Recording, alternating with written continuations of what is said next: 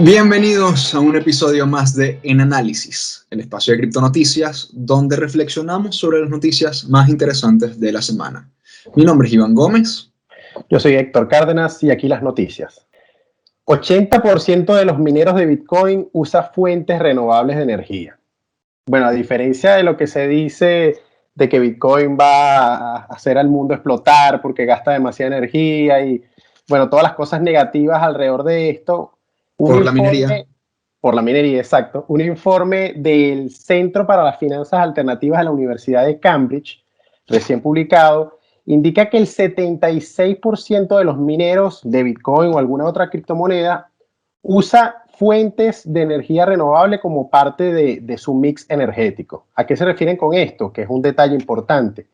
Se refieren a que los mineros tienen muchas fuentes de energía para realizar su trabajo, pero dentro de esas fuentes de energía, el 76% de ellos usa como alguna de esas a las energías renovables o verdes. Por ejemplo, la que más destaca es la hidroeléctrica, que tanto por Latinoamérica como por China, que hay muchas hidroeléctricas, pues muchos sistemas basados en energía por las olas, Acuífera. por el agua, por el agua en general. El 62% posee un tipo de energía renovable de este tipo en su mix energético. También destacan el viento, que tiene el 17% de las granjas mineras del mundo. La energía eólica. Sí, la energía eólica, la solar y la geotérmica. También están otras que no son renovables como la nuclear, el petróleo.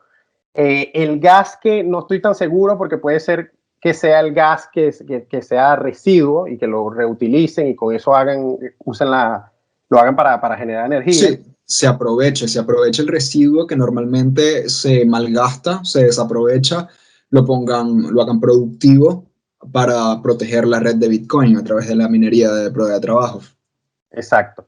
Pero lo cierto es que aquí, como les decía, es interesante que esto es una de las energías que usan los mineros. Es decir, los mineros usan muchas otras energías y usan este tipo de energía renovable o verde. Pero en general, en el total de la energía utilizada por los mineros, el 39% es energía renovable, el 39% de la energía total utilizada. Una cosa son que los mineros utilicen energía renovable, es decir, 80% de los mineros utilizan energía renovable, de cada 10, 8 usan energía renovable, pero el total de esa energía utilizada en el mundo es apenas el 40%. Bueno, no digamos apenas, porque creo que es bastante. Sí, es una cifra importante.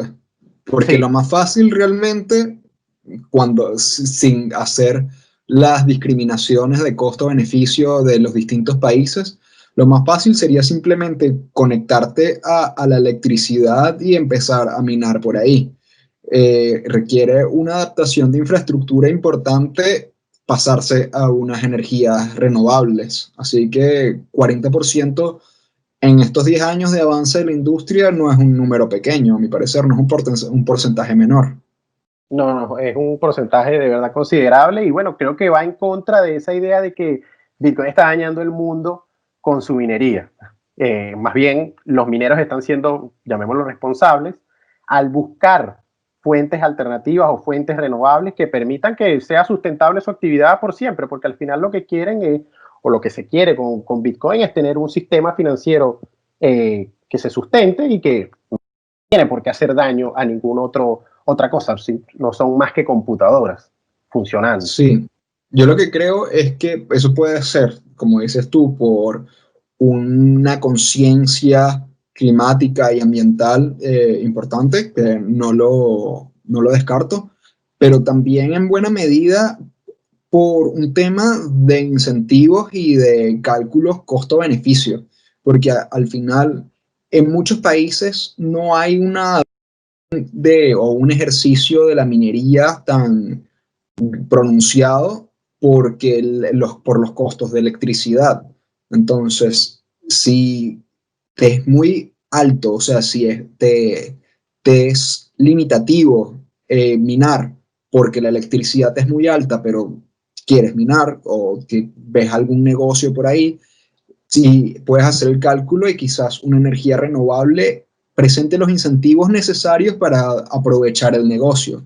Entonces, quizás la misma estructura del sistema energético o de los costos, cuánto cobran las corporaciones, las empresas por proveer el servicio de electricidad, esté llevando a mineros en el mundo a decidir, mira, me sale más rentable utilizar paneles solares en la cima, en el techo de mi granja, poner un montón de paneles solares. Aquí pega mucho sol, aquí hay sol el 90%, el 80% del año, entonces creo que así reduzco mis costos. Eso puede ser una línea de pensamiento de este tipo de mineros. Sí, Ahora, yo lo que creo que sería interesante justamente, saber, ajá, dime. yo creo que justamente eso es lo que se generó con esto de la minería de Bitcoin, que hay una búsqueda constante por reducir los costos, porque me Sí, por salga, optimizar. por optimizar, porque al final yo quiero quedarme con la mayor cantidad de Bitcoin posible de lo que estoy generando, pues, y si muchos se me están teniendo que ir en pagar, vamos a llamarle la nómina, dentro de eso la electricidad, entonces no me sirve. Y dado que el mismo estudio lo muestra, la energía es de los costos más grandes que tienen los mineros alrededor del mundo. Por ejemplo, aquí en Asia Pacífico el 50% es utilities, o sea, es electricidad, en Europa el 40%, en Norteamérica el 40% también, solo en Latinoamérica es el 20% ese costo de la electricidad. Y después de eso el otro costo grande son los equipos. Entonces, donde está el mayor incentivo por optimizar es o en comprar equipos más eficientes o en bajar el costo eléctrico. Aquí me llamó la atención que en el caso de Latinoamérica y el Caribe, el costo, uno de los costos más altos, ya que el costo de la energía es de los más baratos, es apenas 20%, es el de los empleados y los contratistas, que tiene Wow. 16% en comparación contra 5 a 7% en otras partes del mundo. Y también me llama la atención el porcentaje de otros, que bueno, pensando por ejemplo en Venezuela, pienso, no sé, en extorsiones, en vacunas y pagos para tener a gente que te cuide en la nómina. Pero es como curioso la forma en que se organizan estos costos en Latinoamérica, porque los otros son bastante similares. O sea, la energía y el mantenimiento y el costo del equipo son los más grandes y son algo común. Bueno, el mantenimiento es común a todos, pero aquí está esa opacidad, vamos a llamarlo así, porque ¿qué podrá hacer eso? O sea, todas las minas se Obviamente, montan igual. sí. ¿Y hay algún tipo de métrica sobre la localización geográfica de dónde están esas minas que utilizan mayor energía renovable en este estudio de Cambridge? No. No discriminan. ¿Dónde están localizadas específicamente? Solo por esta región, Asia Pacífico, Europa, Latinoamérica y Norteamérica, pero no te dicen específicamente en China o en algún punto específico en la India, no te dicen nada de eso. Lo que sí es interesante también es el costo de la electricidad. Por ejemplo, en Latinoamérica el costo es el más barato, que va desde 2 centavos de dólar por kilovatio hora hasta 4. Y en otros países o otras zonas del mundo va desde 3 hasta 6 en Estados Unidos. Entonces, Bueno, ahí está un incentivo, pues. fíjate, por ejemplo, Paraguay, que ha estado creciendo en los últimos años bastante en el tema de la minería. Su principal fuente, tengo entendido, que es precisamente la energía hidroeléctrica, así que viene siendo una fuente renovable de energía y por tanto responsable con el ambiente. Creo que eso llama la atención respecto a Paraguay. Otros sitios que hagan minería en Latinoamérica que conozcas que tengan cierta presencia en el porcentaje mundial de hash rate. Bueno, está Argentina, que tiene hacia la Patagonia, pero ahí es Es un tema verdad. más de frío que o sea, Ujú. de salvar dinero en gasto Sí, energético en por enfriamiento. refrigeración. Exacto, en que la electricidad sea barata, porque la electricidad aquí no es barata, comparada con Paraguay mismo o con Venezuela. Ujú. También es curioso, por ejemplo, que aquí en Latinoamérica y el Caribe es donde menos, pero ya habla más como de desarrollo, pues es donde menos tipos de energías hay.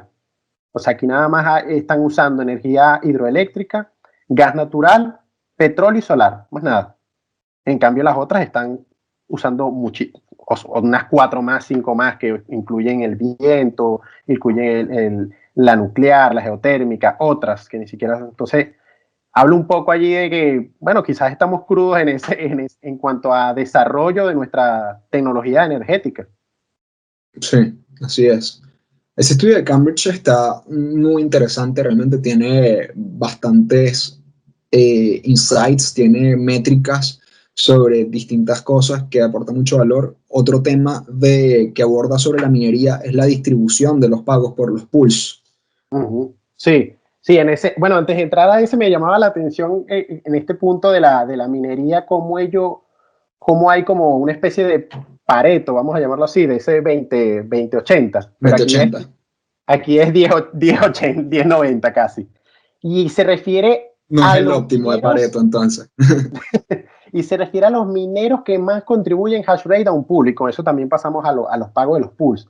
El 10% de los mineros que están en un pool contribuyen casi el 90% del hash rate de ese pool. Habla demasiado de la centralización.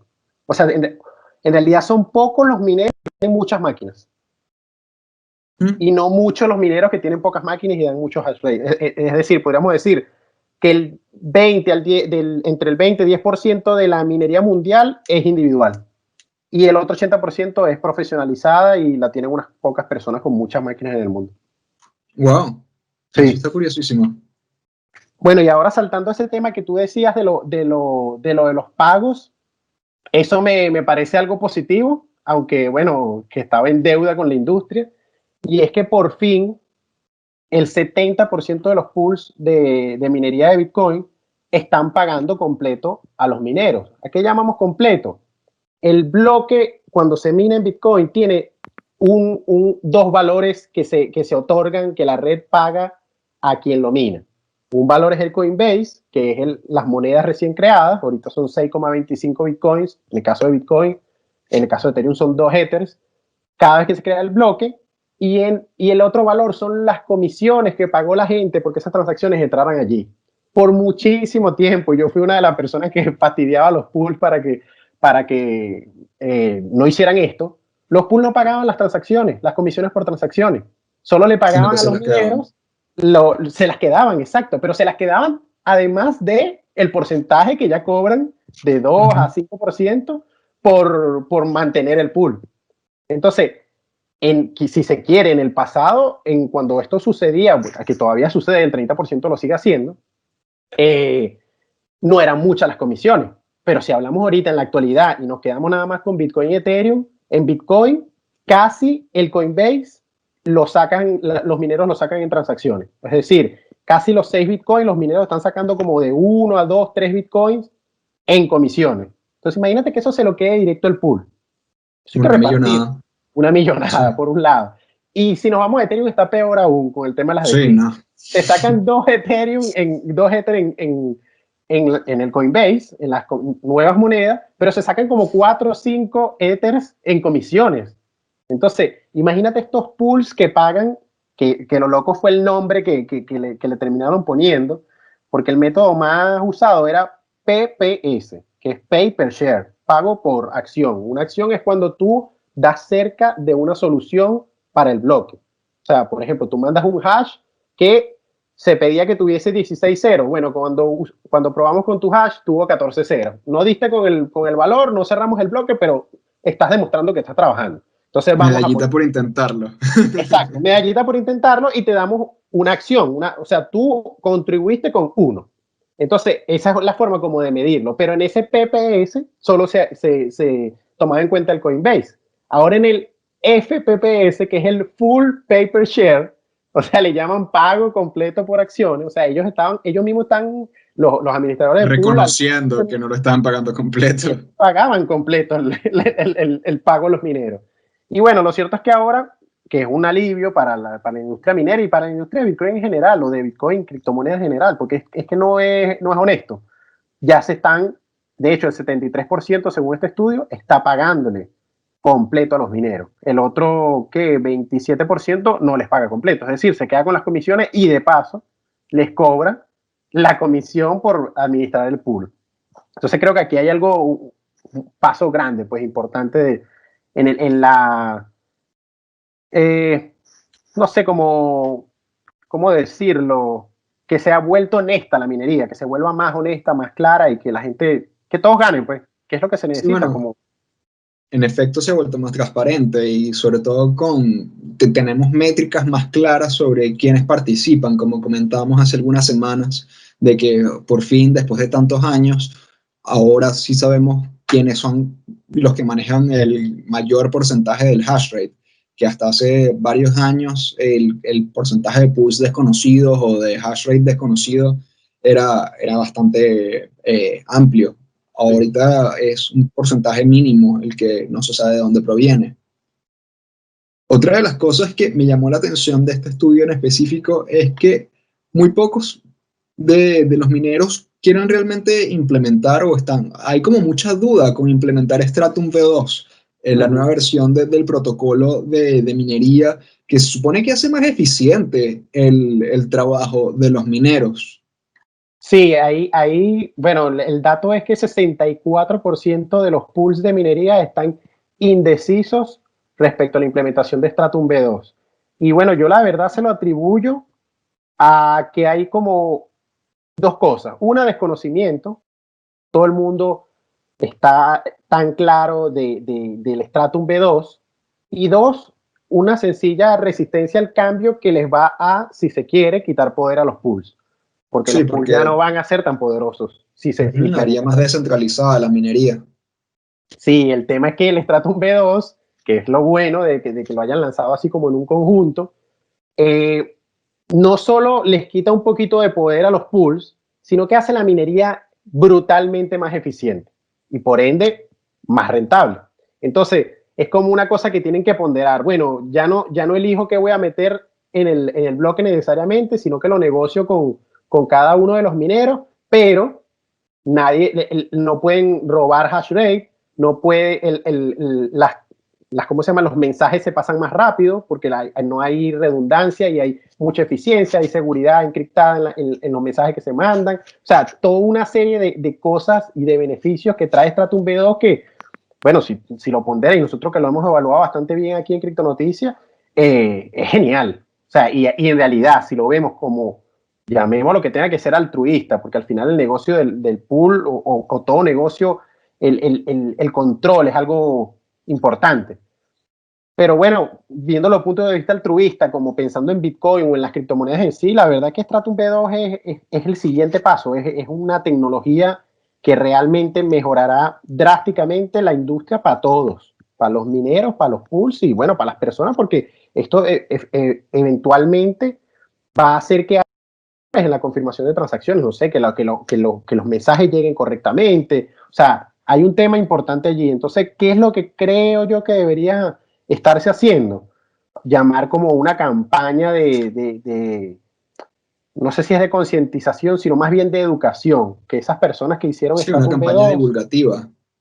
exacto, expliquen y le quiten las dudas a estos mineros, porque ciertamente puede haberlo, o sea, desde el punto de vista de negocio yo puedo tener miedo de, oye, o sea, voy a perder algo que ahorita me genera algo, pero por el otro lado quizás no ven, mira, pero todo lo que ganas, todas las cosas que, o sea, porque una cosa que ganan, que es bestial, es que la gente va a poder minar con una máquina en muchos algoritmos, o sea, individualmente, yo tengo la mina y la mina no es que la mina completa se mueve de algoritmo, no, yo puedo hacer que cada uno de estos mineros mine hacia una criptomoneda específica individualmente y de hecho, si no estoy equivocado, podría hacer hasta que dividir el hash rate de mi minero.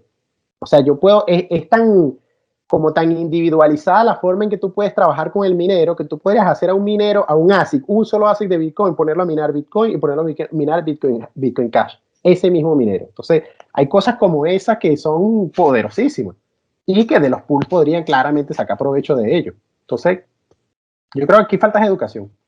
Sí, y así te evitas problemas como los que hubo cuando fue lanzado Bitcoin Cash, por ejemplo, que fue el salto entre cadenas para maximizar beneficios, que veías que aumentaba la dificultad de minado de Bitcoin y los mineros migraban a Bitcoin Cash para poder minar más, entonces aumentaba el hash rate de Bitcoin Cash, aumentaba la dificultad, o sea, se hacía la justa dificultad y volvían a saltar a Bitcoin, entonces en esa época hubo unos picos de hash rate loquísimos, porque bueno, porque los mineros estaban buscando maximizar su beneficio y también no había tanta diferencia de precio en ese momento entre Bitcoin y Bitcoin Cash.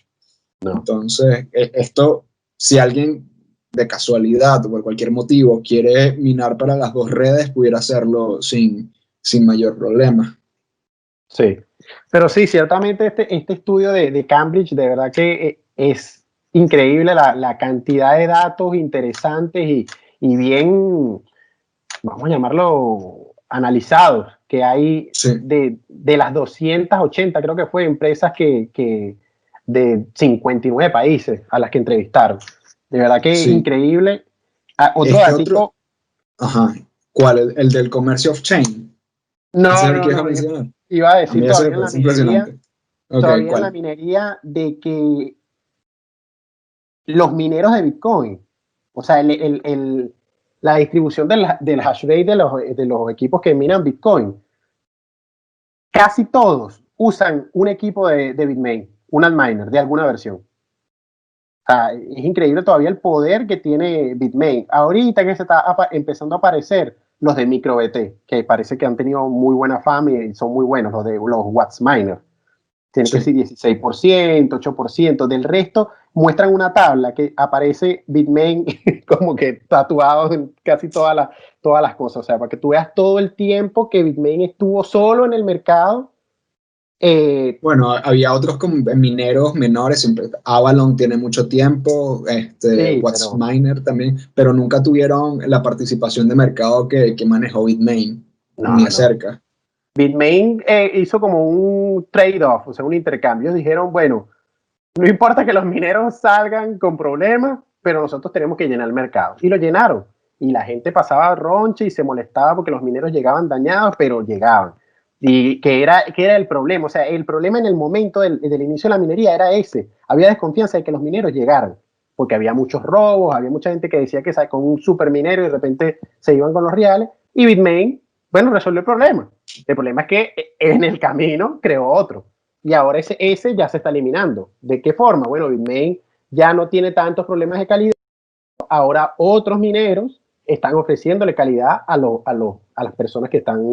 Otros fabricantes están ofreciéndole calidad a los mineros. También es que ellos mismos manejaron o tuvieron relaciones muy cercanas con empresas de microchips, de los microchips necesarios para los ASIC, para poder hacer el proceso. Entonces ya eso les daba una ventaja competitiva muy grande frente a otras compañías. Tanto así que había algunas que tenían que casi que pasar por Bitmain para poder acceder a los chips. Entonces ya eso se volvió un problema. Pero aquí con Bitmain creo que sus dificultades más que técnicas, según lo evidencian en las últimas noticias sobre ellos, han sido humanas, han sido personales, con los conflictos internos que ha tenido la compañía, sus directivos, Mikri San, Jihan Wu, que ha sido súper polémico desde hace muchos años, precisamente cuando la separación de Bitcoin Cash, que él era uno de los que apoyaba a Bitcash. Ajá, sí, y en la actualidad que está ese conflicto de que realmente ambos se quieren hacer con el dominio de Bitmain, con el liderazgo de Bitmain y ya están separados, tanto que han habido noticias de uno vendiendo los equipos a nombre del otro y como que ha sido súper polémica esta compañía a lo largo de los años, cada vez más. Antes era porque se les acusaba de utilizar los equipos ellos mismos, o sea, utilizar antes de vender los equipos, minar con ellos y luego entregarlos a sus verdaderos compradores. Y ahorita es este tema de los conflictos empresariales. Entonces, creo que estas malas prácticas de compañía les están jugando en contra a Bitmain en medio de un ecosistema creciente de fabricantes. Sí. ¿Y el otro dato que ibas a dar allí, cuál era? que el 90% del comercio de Bitcoin, según el estudio de la Universidad de Cambridge, sucede fuera de la red, o sea, sucede off-chain. Y bueno, uno diría que está sucediendo en Lightning, está sucediendo en sidechains, y no, sucede en las casas de cambio. O sea, ahí es donde está el mayor porcentaje de intercambios o de utilización de Bitcoin. De Bitcoin como tal, no de los Bitcoins envueltos o tokenizados que están en Ethereum, que son índices que siguen el precio de Bitcoin, más no son Bitcoin. Sí. Pero aquí, en el análisis que hizo Cambridge, se ve que realmente la gente está dejando sus monedas con los custodios. La gente está dejando, y también esto apunta a que el mayor interés todavía de usar Bitcoins es para hacer trading, para hacer intercambio y especular en el mercado. A mí me parece que la cosa va por allí, en el sentido de que del interés de la gente. O sea, la gente que llega a Bitcoin comúnmente no llega por, bueno, necesito separar el dinero del Estado, necesito anticensura. No, eso es el sueño bitcoiner, pues eso somos nosotros que pensamos de esa forma porque vemos en eso la tecnología, pues. Pero la gente está buscando una forma de mandar remesas, de ahorrar un poquito de dinero, y quien se lo haga más fácil, entonces ese es el que usan. ¿Y quién lo hace más fácil? Bueno, las casas de cambio. Es facilito, es crearse una cuenta como abrirse un email, después ahí te tienen tu dinero, puedes enviar, recibir, cambiar, hacer lo que te dé la gana. Entonces, bueno, el 90% de los usuarios, que basado en ese mismo estudio ahorita son 100 millones de usuarios de Bitcoin en el mundo, de Bitcoin y criptomonedas, pues 100 millones de usuarios. De nuevo. Exacto. Espacio para decir 100 millones de usuarios. Sí, 100 millones de usuarios, o sea, es bastante persona, pero de esos 100 millones de usuarios, es 90 millones, 90 millones usan casas de cambio y no usan Bitcoin, porque realmente, si nos ponemos a ver, eso no es usar Bitcoin, eso es usar PayPal, eso es usar un banco, eso es usar Skrill, eso es lo que están usando, y no están usando Bitcoin. Entonces, aquí, por ejemplo, veo algo muy positivo de lo que está pasando con las DeFi en Ethereum, que Ethereum está obligando, y hemos sacado noticias de eso, Ethereum está obligando a las personas a usar Ethereum. No es que vas a hacer trading y vas a ganar dinero en una casa de cambio. No, yo te voy a poner un DEX, una casa de cambio descentralizada, con unos incentivos de finanzas descentralizadas, cosa loca allí, con el que tú vas a verte obligado a usar Ethereum, a gastar, a sufrir las comisiones, a ver cómo se cambia un token a otro, a hacer todo este poco de cosas. Entonces ellos, y la noticia decía algo como que se estaba migrando del dinero de Ether desde las casas de cambio a las DEX, porque la gente necesitaba poder participar de las cosas de la DeFi, el yield farming, motivado por estas cosas que pasan con los tokens de gobernanza, que de repente tú estás en Ethereum y si por algún momento usaste alguna de las DeFi que sacó un token de gobernanza, entonces te regalan dinero. Entonces la gente no se quiere perder de eso. Y están generando un incentivo que supera la dificultad. Y entonces están haciendo que usen la red de Ethereum, que es valioso, o sea, es algo poderoso que está sucediendo allí. Pero del resto en Bitcoin, como estamos hablando de lo básico, porque Bitcoin todavía es básico, Ethereum está como buscando hacerlo más complejo. Pero Bitcoin es básico, es dinero. Exacto, no es tanto que es básico, sino que tiene un objetivo definido, claro, y que no está buscando ser otro, quiere ser dinero. Bitcoin, ese es su propósito. En cambio, Ethereum, primero ha pasado por muchas narrativas, primero la computadora mundial, luego para crowdfunding con las ICOs, con las ofertas iniciales de moneda, ahorita también hay un hype, hay bastante emoción con el tema de los tokens no fungibles, se está tokenizando cualquier cosa, y bueno, está este debate realmente si yo puedo hacer una captura de pantalla de esa tokenización, realmente eres el único propietario. Hay un gran debate con eso, pero el caso es que ahorita se está planteando como una revolución a las finanzas tradicionales a través de este tema de las DEX y tal. de las finanzas descentralizadas, de las DeFi. Entonces, el caso es que están buscando ser muchas cosas al mismo tiempo y entre eso está esta complejidad, que más que complejidad también es como un rumbo no claro, un rumbo extraviado en todo este proceso. Pero sí, sin duda es valioso que estén utilizando la cadena, sobre todo cuando son en herramientas sin custodia, porque si no sucede el mismo problema, que es lo que yo veo riesgoso con este 90% de los usuarios de Bitcoin manteniéndose en casas de cambio, que suceden cosas como el hackeo de KuCoin de esta semana, que fueron unos buenos millones de dólares que se robaron. ¿Tienes la cifra a la mano? Bueno, ¿Sí? primero eran 150 millones y después hablan de 280. Sí, porque lo interesante de esto, o sea, lo que parece peligroso es que están comenzando, este año ya estamos volviendo a ver que aumentan las cifras de hackeos en casas de cambio, en servicios de custodia. En lo que va de 2020 se han robado eso, van los 250 millones de KuCoin, en este caso en específico, pero desde 2011 hasta la actualidad se contabilizan casi 2.000 millones de dólares robados a casas de cambio. O sea, es un monto gigantesco. Y no, los hackers siempre se están reinventando. Si siempre, mientras haya dinero en las casas de cambio, va a haber incentivos para atacarlas y para robar.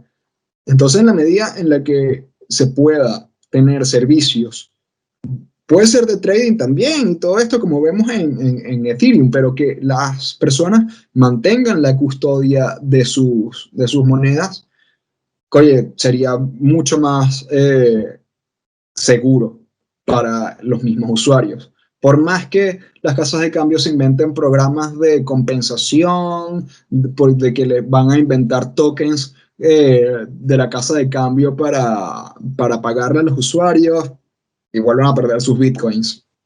Sí, Entonces, sí, ese justamente era uno de los riesgos que estaba pensando, que no solo está el riesgo de que te roben el dinero dentro de la casa de cambio, sino que está el riesgo de que en el mejor de los casos te devuelvan un token que no es Bitcoin, pues que probablemente no valga lo que tú perdiste y que no puedas devolverte.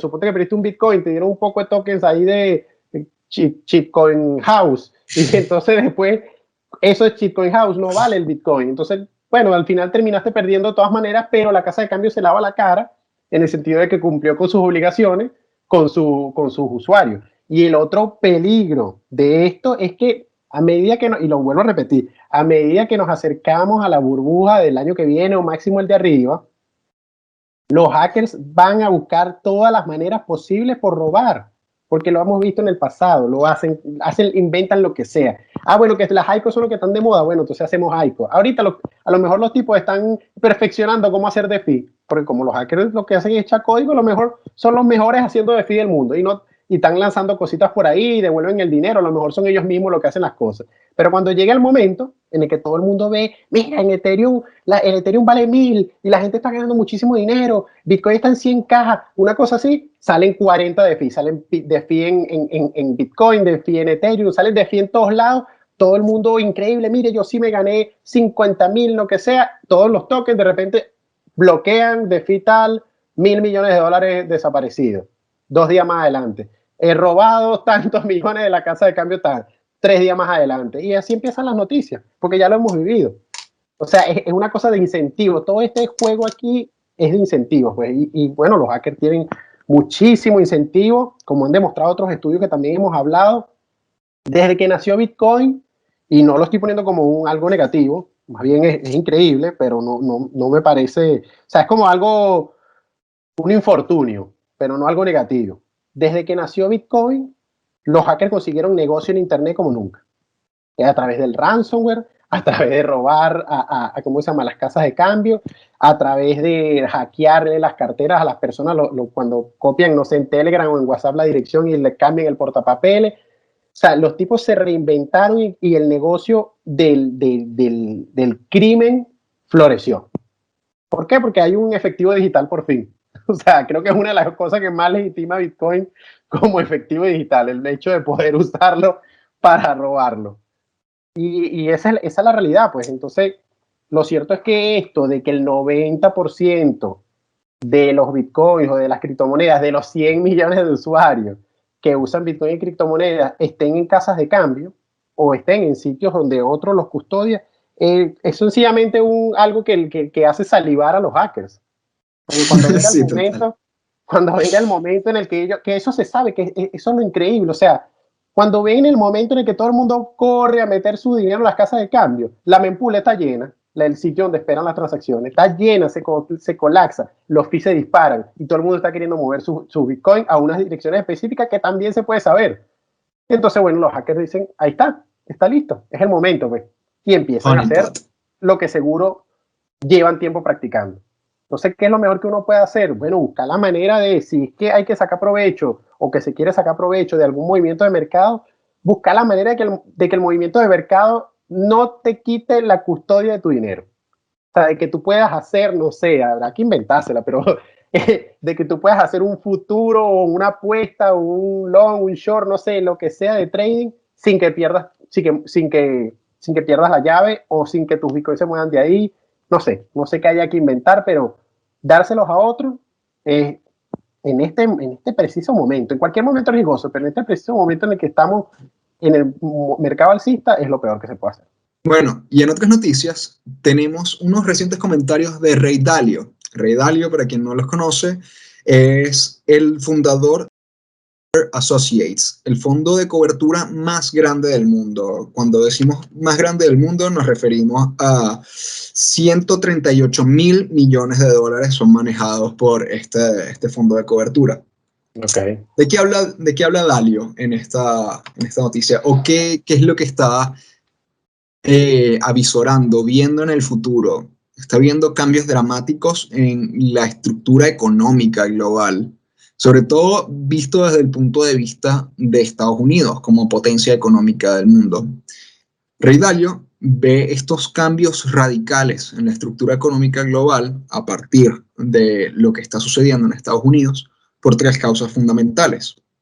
Lo primero es el actual problema existente en el ciclo del dinero y el crédito, es decir, con el aumento de la deuda de Estados Unidos y de la emisión inorgánica de dinero para contrarrestar los efectos perniciosos del coronavirus.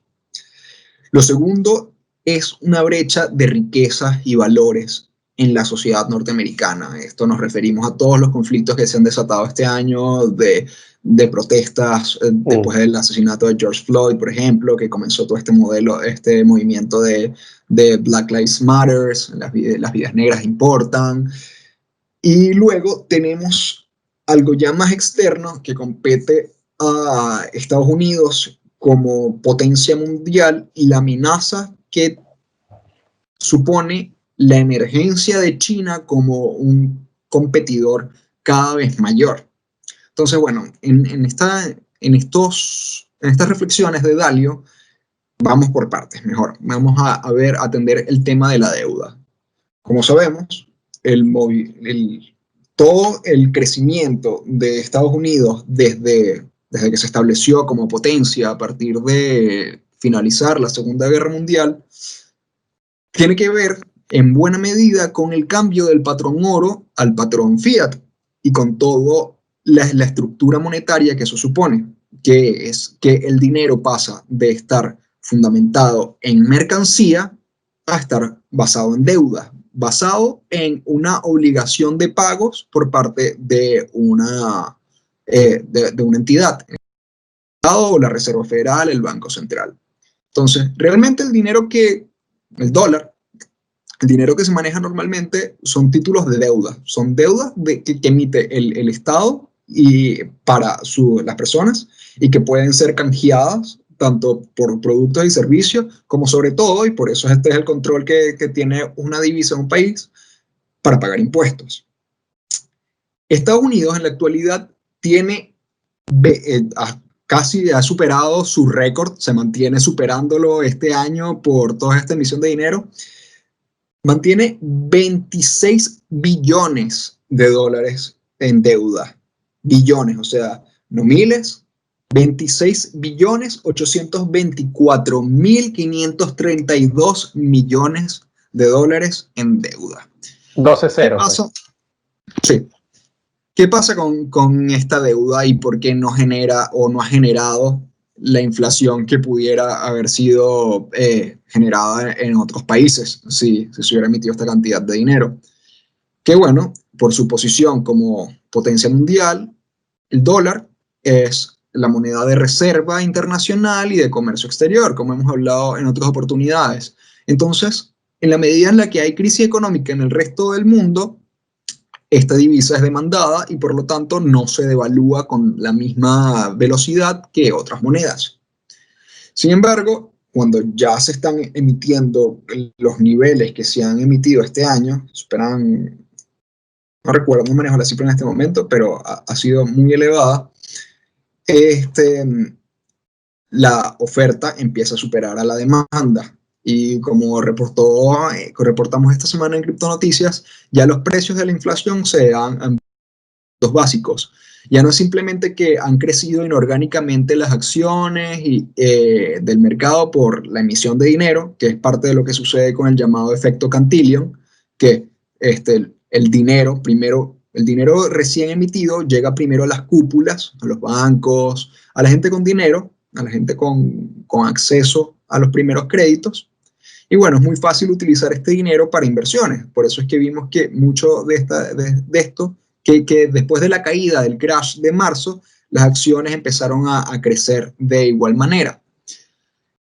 Pero el problema con esto es que en la medida en que este capital se va distribuyendo en la sociedad y aumenta la masa monetaria, se empieza a percibir la inflación. Y esto ya está comenzando a suceder.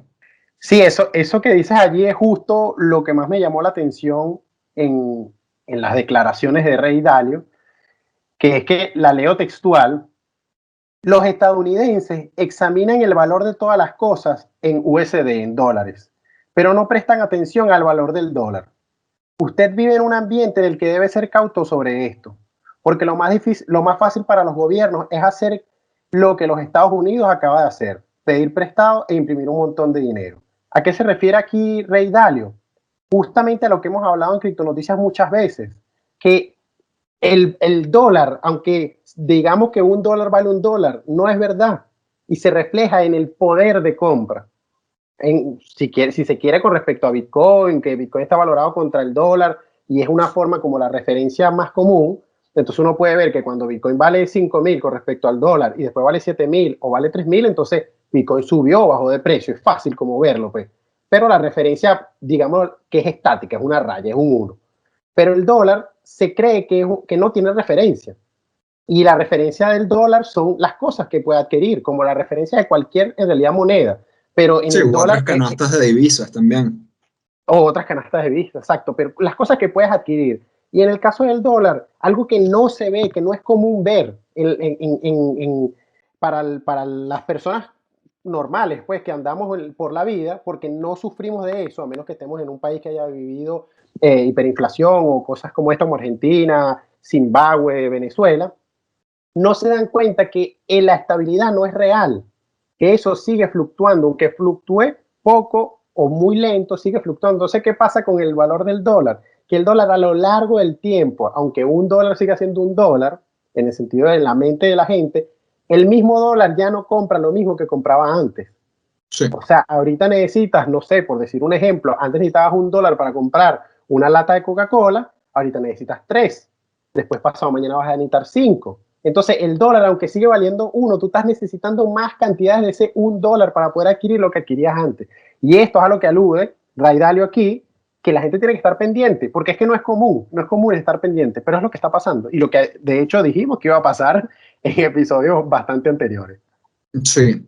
Y bueno, generalmente las economías no perciben tanto estos incrementos de la masa monetaria si van acompañados de crecimiento económico, es decir, lo que se suele reflejar en el Producto Interno Bruto de los países, en la producción general del país.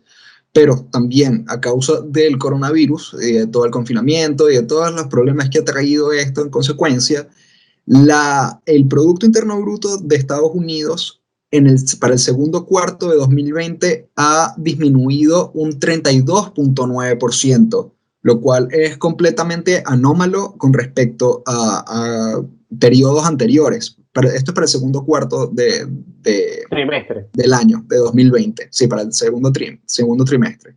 Para el primer trimestre solo cayó un 5,0%, que bueno, era cuando estaba comenzando el tema de la pandemia, todavía no estaba tan pronunciado el confinamiento, pero es una caída importantísima cuando normalmente se mantienen a un ritmo creciente, o al menos estable, pero esta O caída ha sea, afectado mucho a la producción. para ver si logro entender eso de una vez por todas, porque de verdad que ha sido algo como que por mucho tiempo o a lo mejor lo entendía, pero voy a tratar de explicarlo. Con esto del Producto Interno Bruto y la inflación, es como si yo tuviese, suponte que toda la economía de Estados Unidos, en el sentido de billetes emitidos, sean $10 y que el Producto Interno Bruto sean 10 manzanas, o sea, que se produjeron 10 manzanas. Si yo imprimo más billetes, o sea, imprimo más dólares, ya no tengo 10, sino que tengo 20, pero tengo las mismas manzanas, entonces cada manzana ya no cuesta 1, sino que cuesta 2. Hubo inflación, Sí, ¿verdad? Pero si también duplico las manzanas, entonces las manzanas siguen valiendo 1, porque tengo 20 billetes y exactamente. tengo 20 manzanas. Ah, ok, sí, eso es algo que creo que cuando entramos en estos términos financieros, que es algo que a mí no me gusta de las finanzas tradicionales y que espero no se pase a las finanzas descentralizadas que estamos haciendo, que creo que es lo que está pasando, es que los términos se empiezan a oscurecer y las explicaciones se empiezan a oscurecer. Entonces vemos cosas como quantitative easing y palabras así muy extrañas que significan sencillamente algo como esto, pues, o sea, que la cantidad de billetes superó a la cantidad de cosas que comprar, o la Sí, cantidad de billetes subió tanto como la cantidad de cosas que comprar. En el caso de Bitcoin es claro. al revés, la cantidad de billetes crece más lento que la cantidad de cosas que comprar, entonces Bitcoin vale más que esas cosas que hay que comprar, porque tiene que siempre haber una relación, pues. Entonces aquí Bueno, con bueno, adelante. sí, no, yo creo que con ese tema conceptual es un problema epistemológico y sobre cómo conocemos las cosas y sobre cómo nos aproximamos y aprendemos el objeto de estudio, porque si bien Bitcoin quizás no se maneja en estos términos, se manejan otros. ¿Por qué? Porque hacen más fácil un concepto al final.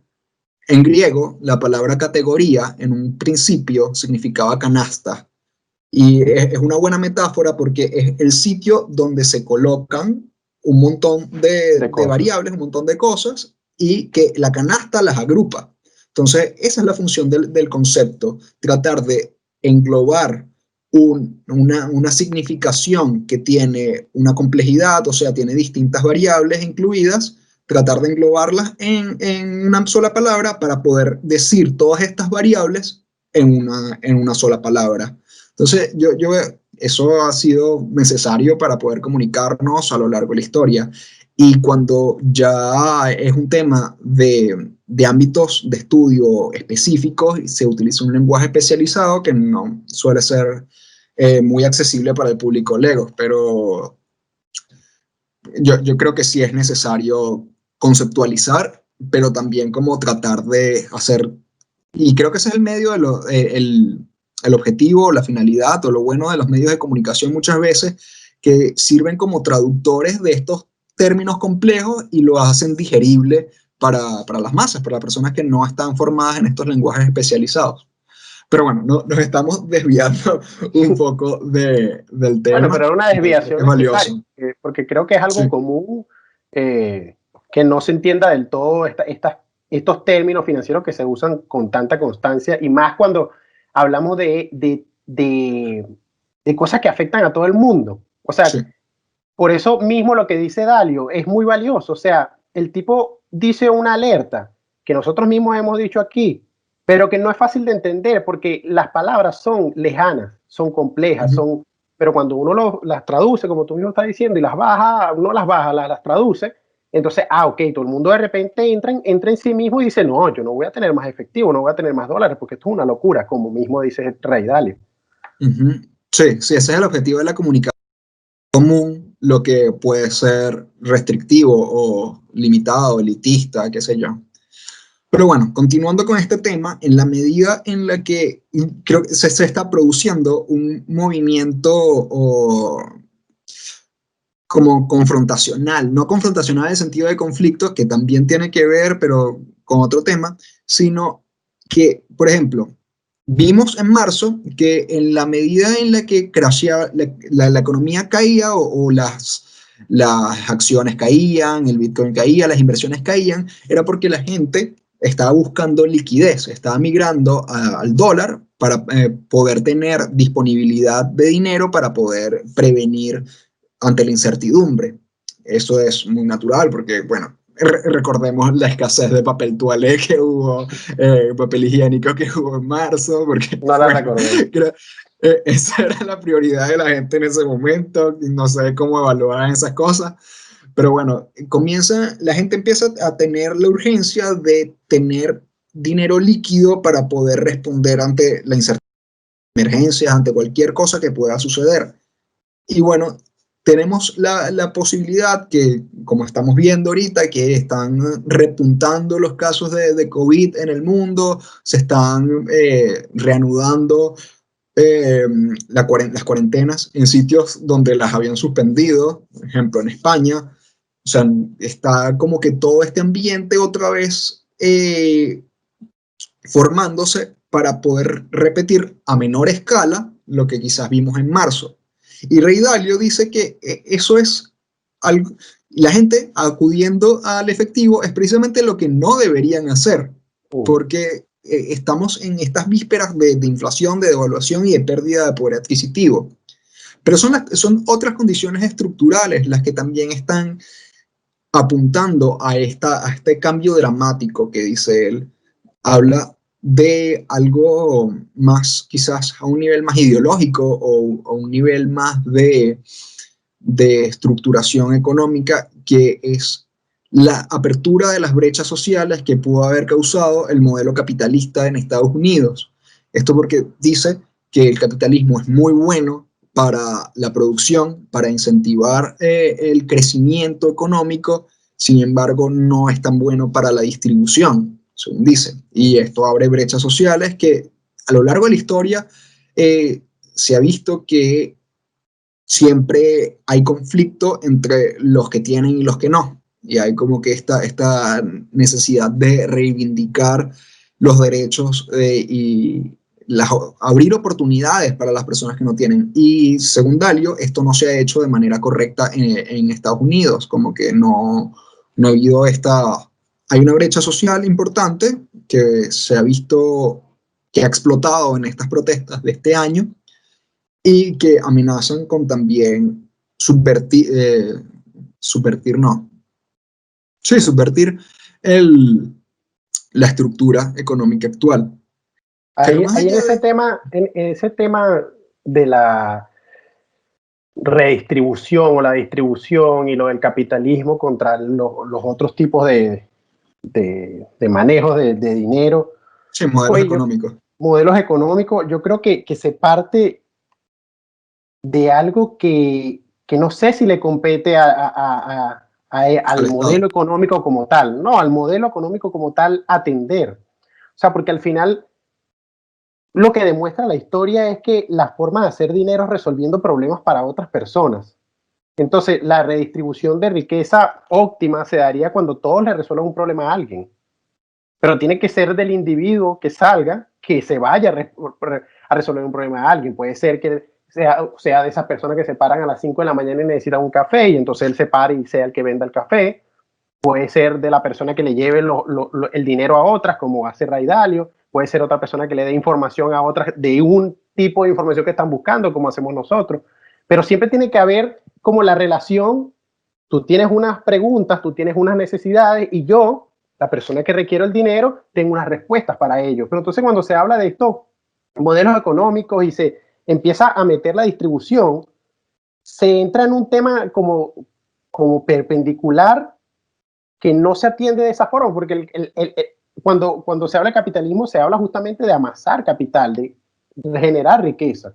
Entonces está bien que tú generes riqueza, que yo genere riqueza, que todos generemos riqueza. Pero que una persona no quiera generar riqueza y que por eso haya que darle riqueza, eso no tiene sentido, No, porque no agrega valor al mundo. no, O no sea, tiene entonces sentido. creo que allí No, hay algo que no me agrada, pues de la forma en que se habla de siempre, que es un discurso político constante, de que no, vamos a redistribuir la riqueza, vamos a sacar a la gente de la pobreza, pero ¿cómo? O sea, ¿le vas a enseñar a la gente a resolver problemas? Si le vas a enseñar a la gente a resolver problemas, probablemente la saques de la pobreza. Pero si lo que vas a hacer es darle migajas o darle dinero o darle comida en la boca, no, lo que lo vas a volver es un holgazán, como ha demostrado, por sí, ejemplo, Venezuela. sí, no, es muy fácil a partir de la redistribución formar estructuras parasitarias, estados parasitarios en los que una minoría mantiene a la mayoría, que es en buena medida lo que ha venido pasando en los últimos años en España. Si se ve la parte productiva y se compara los productores con la cantidad de personas que está en paro y que reciben beneficios sociales por el Estado, es absurdo como los que tienen capital mantienen a través de los impuestos a los que no. Y la gente termina aprovechándose de estas mismas cosas de paro. Entonces dicen, bueno, trabajo un par de meses y el resto del tiempo que me mantenga el Estado. Pero no es el Estado el que te mantiene, son las otras No. personas que pagan Que los sí trabajan. impuestos. Exacto. Exacto, Y las que luego sí está, resuelven problemas. Y entonces el y tema luego allí está es a lo el que me gran refiero. aparato. Ya, para terminar la idea de España, está el grandísimo aparato político Es, gigante, o sea, hay una estructura burocrática inmensa que mantener, o sea, que mm, tampoco es productiva, que tampoco está generando riqueza, pero sí está beneficiándose de los impuestos pagados por quienes sí están generando riqueza. Entonces, es un tema muy complejo el de la redistribución. Realmente a mí tampoco me agrada en lo absoluto. Sí creo que hay que disponer las condiciones para que haya oportunidades tanto de formación educativa y de que la gente pueda aprender, como dices tú, a generar riqueza por ellos mismos, pero no mantenerlos, no simplemente generar dependientes. es que a ese punto voy. O sea, la política lo volvió un incentivo. O sea, la gente está incentivada a holgazanear, porque de esa forma le generan votos a la política y le generan beneficios a la política. Entonces, es como un ciclo que se retroalimenta. Yo hago que tú holgazanees, te mantengo, tú me das a mí votos y vas a querer que yo esté porque yo te hago vivir a ti sin que tú hagas nada. Y se retroalimentan. Y entonces si nos vamos luego a eso que tú hablas de las condiciones, de ponerle condiciones óptimas, ¿qué tan difícil es? Te pregunto en serio, o sea, ahorita tú lo que acabas de decir, por ejemplo, que la gente pueda aprender Internet. Dale a todo el mundo un celular barato de $100 que tenga nada más instalado Wikipedia y que la gente se ponga a leer o Google y que se ponga a investigar. Algo van a sacar de ahí que con lo que ellos son van a poder ponerse a resolver un problema. Ahí está una condición y de esa manera puedes ayudar a redistribuir la riqueza. Pero de que tú vas a meterle la mano en el bolsillo a uno para dárselo al otro o meter la mano en el bolsillo a uno para agarrártelo tú y algo dárselo al otro, eso no es redistribución de riqueza, ahí no hay redistribución de riqueza. Alguien está haciendo riqueza, tú se la estás quitando y estás haciendo lo que quieras con ello. Entonces, de por medio están pasando varias cosas negativas que no están sumando. Sí, el modelo del estado de bienestar ha demostrado ser inviable a largo plazo, insostenible, o sea, porque sigue aumentando la deuda, porque se sigue emitiendo dinero y lamentablemente no hay incentivos como dices tú, para cambiarlo. Uh -uh. Pero bueno, y el tercer punto del que habla Dalio, que también lo hemos abordado mucho en episodios anteriores del análisis, es el tema de la amenaza emergente de China como potencia mundial, como potencia económica, que precisamente ha optado en lo económico por el capitalismo y en lo social por el socialismo. O sea, es un modelo de capitalismo de Estado, en el que es un Estado corporativo que monopoliza o tiene un gran porcentaje de la producción nacional y esto les ha granjeado un crecimiento vertiginoso en los últimos años, que ha sido más pronunciado, curiosamente, después del coronavirus. O sea, uno de los países que más se ha beneficiado, tanto en compras de acciones baratas cuando el crash, como en distintos tipos de crecimiento, ha sido China. Y también ha crecido mucho ha crecido mucho en el aspecto tecnológico. Lo vemos con que Adalid está a la vanguardia con la creación de monedas digitales de bancos centrales, que precisamente al ya revelar que se va a lo basado en efectivo, que buscará competir a nivel global, es decir, que apunta a convertirse en moneda de comercio internacional, la amenaza es cada vez mayor para Estados Unidos, y por eso investigaciones en los modelos de FedNow y la moneda digital de Estados Unidos, que están cada vez planteándose con mayor seriedad después de haberlo desestimado durante tanto tiempo, crear una moneda propia digital de Estados Unidos. Entonces, ahorita y desde hace mucho tiempo, Estados Unidos mantiene su hegemonía por su potencial militar, porque tiene la fuerza armamentística, bélica, para poder defenderse y mantener su supremacía en el mundo. Y siempre he pensado que esto es en gran parte lo que le da fuerza y valor al dólar. Y por eso es que Estados Unidos, a pesar de todas sus condiciones sociales, a pesar de todos sus problemas y crisis interna, invierte tanto dinero de esa deuda que emite anualmente en armas, en seguir alimentando su infraestructura bélica, porque al final es en buena medida lo que mantiene su posición de hegemón mundial. Y el modelo Fiat también me parece que está basado en las armas. O sea, nace precisamente durante las guerras mundiales porque el patrón oro no daba la suficiente holgura o flexibilidad a los estados para costearse la guerra. Entonces lo que hicieron fue deslastrarse de los límites del oro, de la escasez del oro, para poder emitir dinero a mansalva, dinero falso, dinero inorgánico, y poder costear la guerra. Entonces ya de por sí, en ese punto, el Fiat está fundado desde sus orígenes en la guerra, en las armas. Y luego, para defenderse, tanto a lo interno, en el sentido, si no utilizas mi dinero para pagar mis impuestos, tienes la amenaza constante de esa extorsión, que si no me pagas, utilizo la violencia, te meto preso, te pongo multas, de nuevo, de violencia, armas. Y luego está el tema de puertas afuera, a nivel internacional, que es que los estados, mientras no puedan competir a nivel bélico con Estados Unidos, van a seguir dependiendo de alguna manera de ellos. Y bueno, sí, esto es en algo que ya está compitiendo China enormemente también.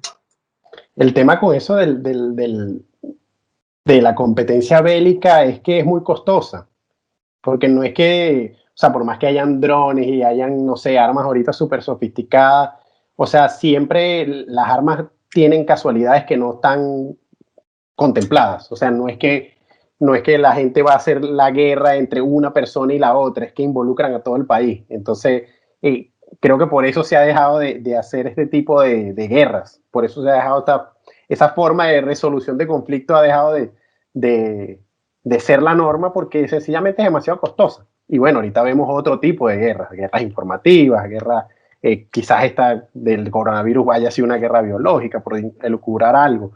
Pero lo cierto es que ya no es lo mismo, pues. Porque, bueno, imagínate, le pegan una bomba aquí. Sí, no suceden guerras como las de la dimensión de las guerras mundiales, precisamente por el gran desarrollo que tuvieron las armas en el mundo, que estaba esta teoría de la mutua destrucción asegurada, y por eso se extendió durante tanto tiempo la Guerra Fría, porque no era tanto ya el potencial destructivo que podías tener, sino la amenaza. O sea, desarrollabas las armas para no tener que atacar, por los mismos costos que tiene la guerra, tanto en vidas como en dinero. No tratas de desarrollar tus armas lo necesario para no tener que utilizarlas, para tener siempre la amenaza.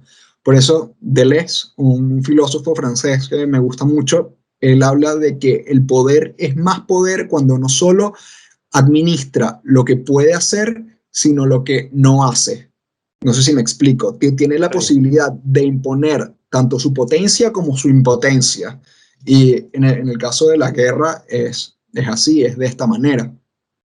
Y bueno, Estados Unidos ha logrado eso, pero sin embargo, siguen habiendo guerras en el mundo y eso sigue ayudando a alimentar el Producto Interno Bruto de los países que tienen una gran industria armamentística y que tienen una gran demanda de armas, porque forma parte de su producción. Entonces, si no hay guerra, que no sé si viste esta película de Lord of War, El Señor de la Guerra, con Nicolas Cage y Jared Leto.